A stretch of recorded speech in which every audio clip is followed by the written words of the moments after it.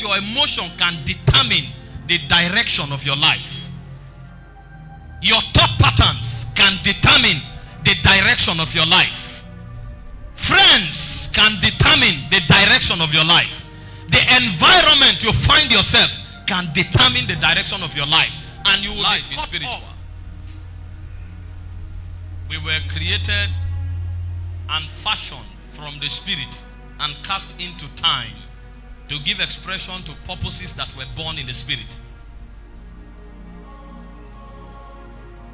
We were created of a spirit with a spiritual essence to give expression to purposes that are spiritual, even though we were created to live in a natural realm.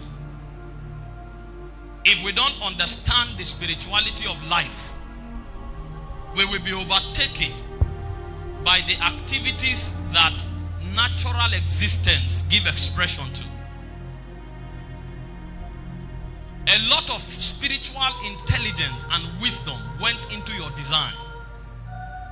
And the reason is because God does not just want you to give expression to his purposes as a robot.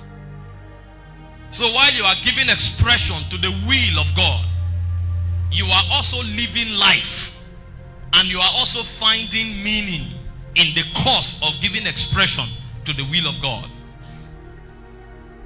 But if you do not understand that, first of all, you are spiritual, and that you are here to give expression to a purpose that is spiritual, you may begin to live your life according to the sequences that are set in motion by your emotion. Because your emotion can determine the direction of your life. Your thought patterns can determine the direction of your life. Friends can determine the direction of your life. The environment you find yourself can determine the direction of your life. And you will be cut off from the vital connection of the spirit realm, from whence you were sent as an apostle into time.